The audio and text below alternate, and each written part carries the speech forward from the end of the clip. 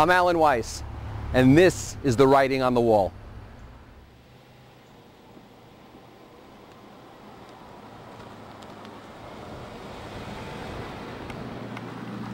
Hi, I'm Alan Weiss. This is the writing on the wall.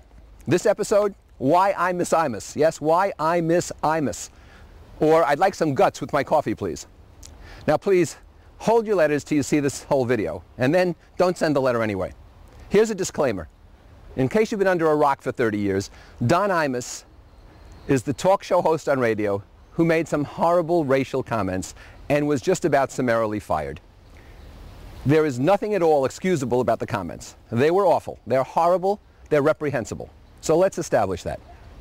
But my question to you is somewhat different. Do 30 years of broadcasting disappear because of a 30-second remark? Because that's how long Imus has been on. And it seems like we rehabilitate everyone quite quickly. I mean, two of his harshest critics, Jesse Jackson, of the famous phrase, or the notorious phrase, Town, went on to be a spiritual advisor to Bill Clinton when he was president.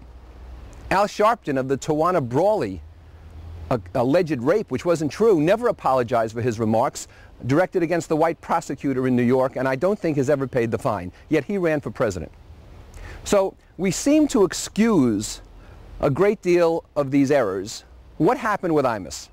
I don't think we really want change. You know what? I think we want scapegoats. And Imus became the biggest possible scapegoat.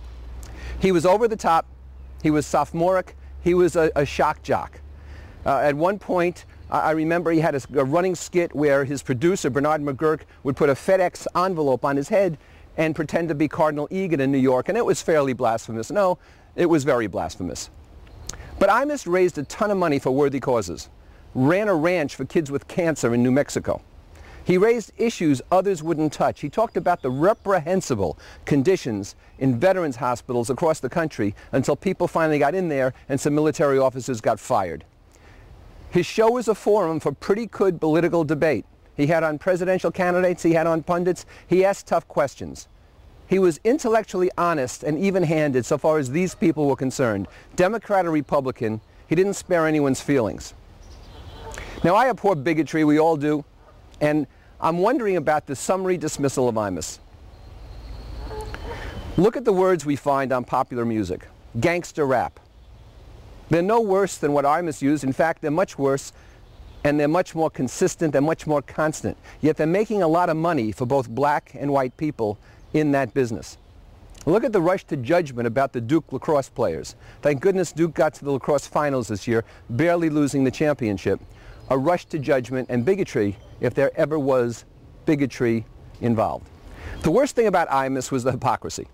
For example, Donald Trump was on the show all the time, and it wasn't a very much publicized fact that Trump paid for his appearances. So Trump was really never criticized, although he is eminently criticizable. He was never critiqued, although eminently critiquable, because he paid for his appearances, and he promoted his show while it was still on the air, and his Miss Universe contest, and his books, and everything else. Imus also had on celebrities who reciprocally provided him with respectability, and he would promote their books. And so someone like Tim Russert, the host of Meet the Press, would be on Imus's show, and we get a fairly mediocre book propelled into #1 on the bestseller list. So on balance, Imus provided, at the start of the day, some interesting debate, some fascinating dialogue, often some pretty good humor, and I miss him.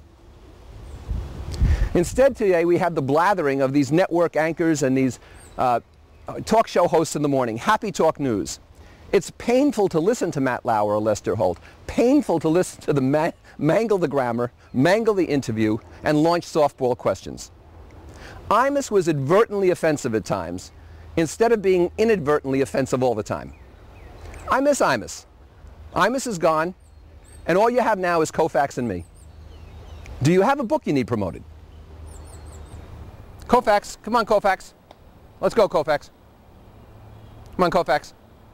Good boy.